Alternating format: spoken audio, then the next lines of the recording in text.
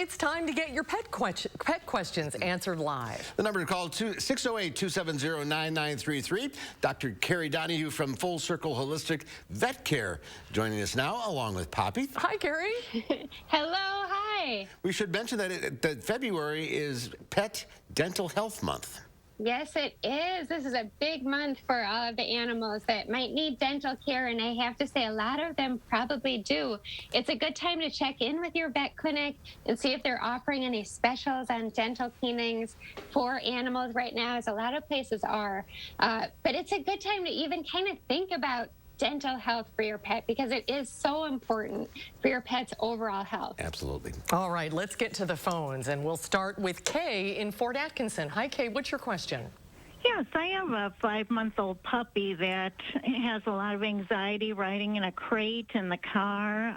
Any suggestions how to help her? Oh, goodness. Yeah, and a lot of times with puppies, it just kind of takes repetition and just doing it over and over and getting them used to it.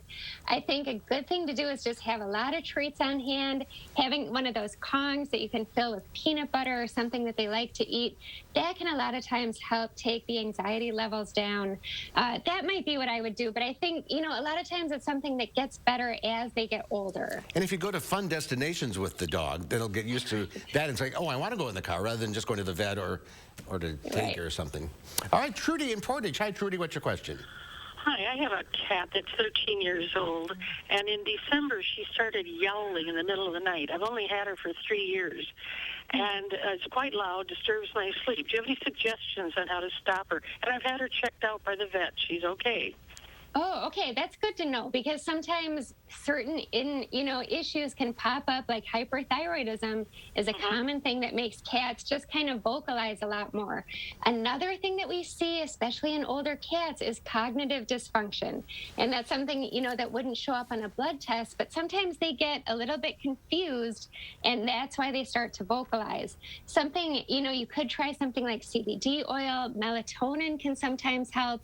I would maybe talk to your vet about getting dosages for those things, but that might be what I would try, and that might be my thought of what's going on. All right. Well, thank you for calling. Let's go to Jamie in Madison. Hi, Jamie. What's your question?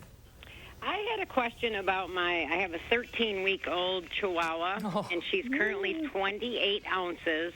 And the lady I got her from gave her, she's a farmer, so she gave her like the half dosage of a 5-way shot. I believe she got it at Farm and Fleet. And so I'm wondering, is it normal? Is it okay to, normally I believe dogs get the same dosage a 50-pound dog gets as a 2-pound dog. Is that normal? Right. That is normal. Yeah, vaccines are designed for any size pet. They get the same dosage. Sometimes with smaller animals, what we do is give a small dose of Benadryl ahead of time, which can help prevent any sort of reactions from happening. But yeah, they would get the normal dose. Okay. All right, Poppy is part Chihuahua, isn't she? She is. She's part Chihuahua, part Dachshund. That's a combination. All right, let's go to Helen in Elroy. Hi, Helen. Hi. Hi, which question? I have about a 13-year-old Chihuahua mixed, and she chews her feet all the time. Yeah, that can happen, and sometimes it's a sign of allergies. So anything that your pet might be walking around in that's getting on their paws, that can work its way to the skin and cause irritation, that might be part of the problem. Sometimes pets can chew on their paws just kind of like humans bite on their fingernails if they're just feeling stressed or anxious. But I would say maybe thinking about allergies, you can always just try wiping your pet's feet off anytime you come in from being outside to get anything off of their feet that might be sitting on there, and that might make a difference. All right, that's a good thing to try. Let's go to Jane in Fitchburg. Hi, Jane. What's your question? Hi, Susan. I have a 2-year-old miniature dachshund that is starting to sneak in our living room, and when we go in there, she is eating her feces. How do we get her to stop doing that, or why is she even doing that?